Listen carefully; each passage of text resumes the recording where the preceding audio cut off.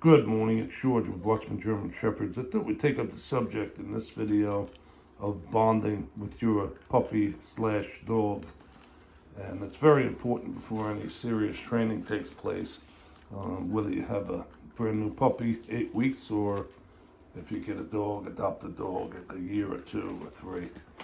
The bonding is indispensable, irregardless of training, but of course training is also indispensable, and that's just the way that is. Any dog, any breed, you need to work on at least obedience training.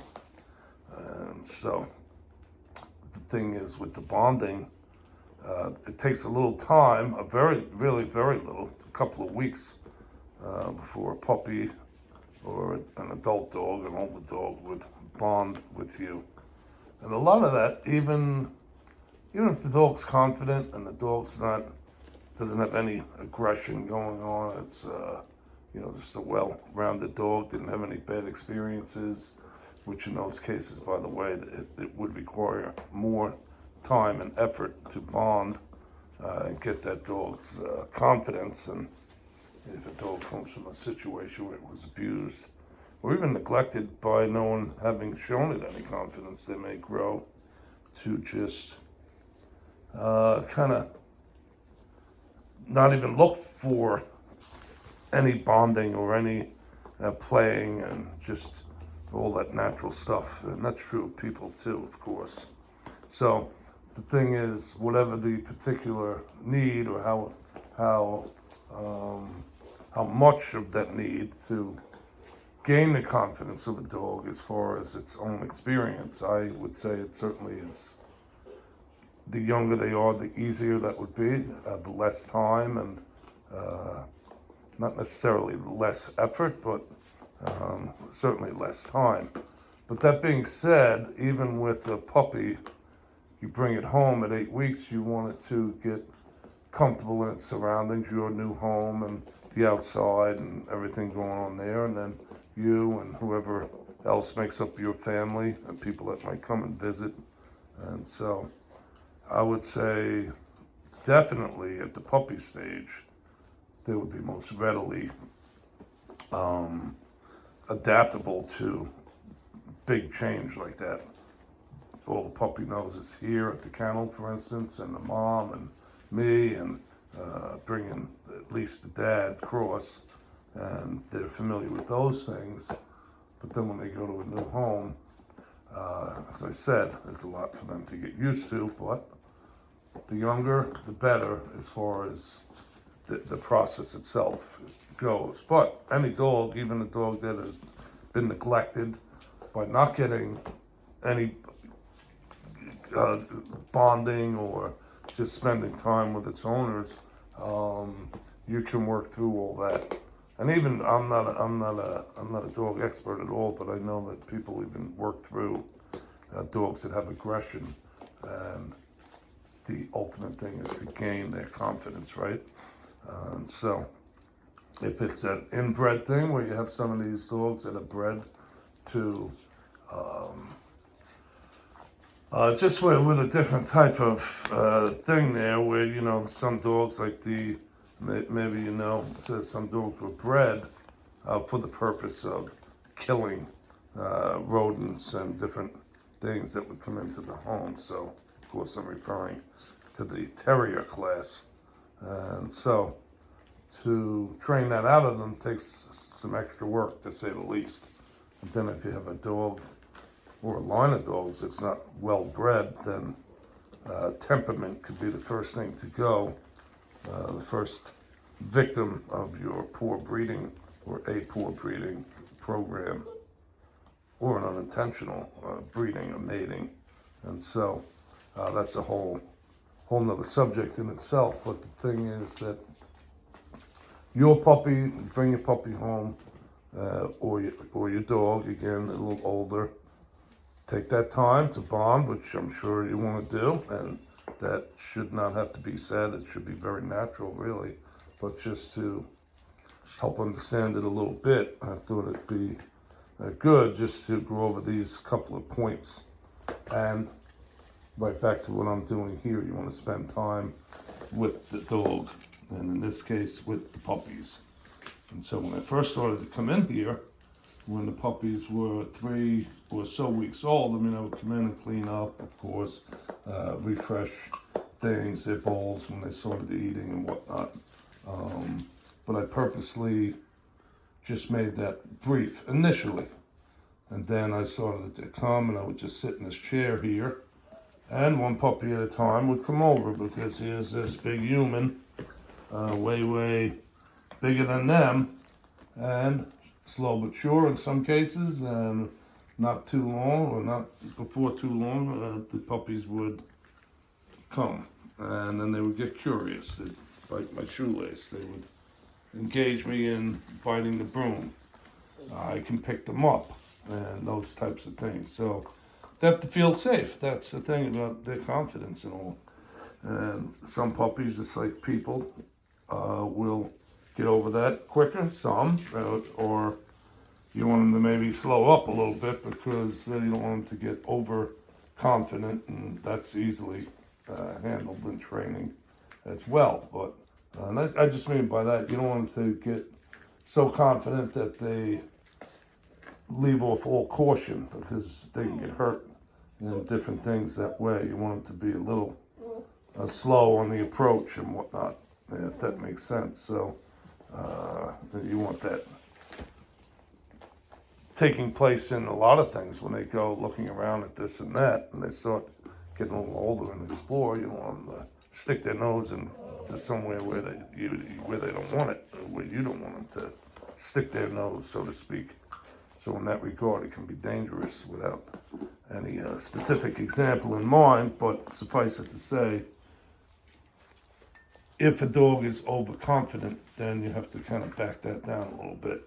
And that doesn't mean don't play with them at all, but you have to, through training, just get their behavior to kind of slow up a little bit. And so, are they overconfident with my shoelaces? Well, maybe so, but it's okay. That's easily fixed, by the way. And it's just one of those things here in the kennel that I let the puppy chew on my shoelaces, and that's a habit that must be broke. And you just simply take them. I'll show you. No. No. Yep. No. I'm not squeezing hard at all. Let's see this one here. No. No. You see the puppy went away from, not the fuzzy one, but the puppy that I give a little correction, just a little squeeze. What are you doing?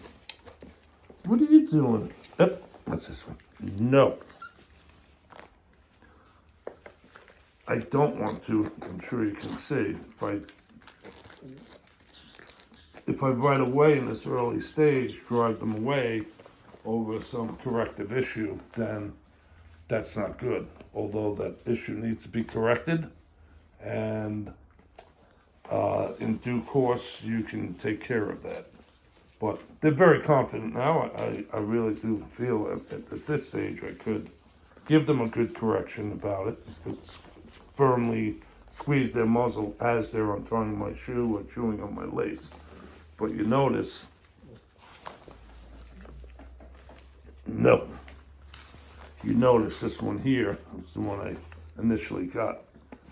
There it goes. I'm glad it did because I want to just show you now. No. That's right in the act. No. And then, of course, you have to give the puppy something it can play with. And I tell people that all the time. But the shoelace thing is part of you, an extension of you, and it's just too much of a temptation to them. But you correct the negative, not brutally, just a firm squeeze on the muzzle. I always say that's what the moms do when they want the puppies to stop nursing.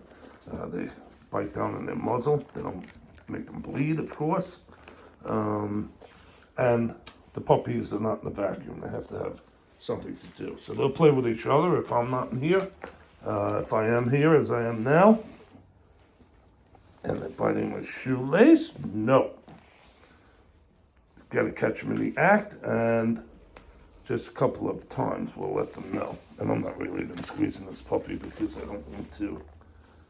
What are you doing? Biting that shoelace? Oh, not my finger. Oh, I'm the toy. No. So you can imagine if you're used to this as I am, I don't care if they bite my finger or they bite my shoelace. I just want them to have fun as puppies and whatnot. And it may be incorrect thinking on my part to send puppies home with those couple of habits there, but I don't think so, because they're really becoming confident, and to back that down a little bit through mild correction is really easily done. Juka puppy. No. No. Kiss, kiss. No bite. Kiss, kiss. No. Let's see, this one seems to. No. I gave it a little harder squeeze there.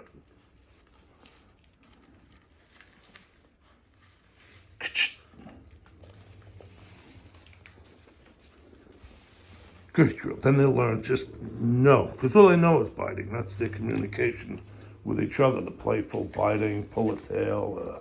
That's so normal and natural. To correct that, change it, adjust it, is actually not natural. But through gentle training and socialization where where they're being stimulated because that's what's going on. They want to bond, and that's stimulation that they derive from that. You don't want to abruptly short circuit that whole process by overcorrecting or overly firm correction. So I hope I'm not just going on and on. This is all very important stuff, and I didn't intend to get into this, but here we are. So I might even name the video after it. But I think you get the idea, and it is a great time spending the early stage time with the puppies, and the bonding process there is very much impressionable. The puppies are very much just like, again, with people, the early stages. They refer to that in training as imprinting. You want to just establish those basics and do's and don'ts, and not to the point of,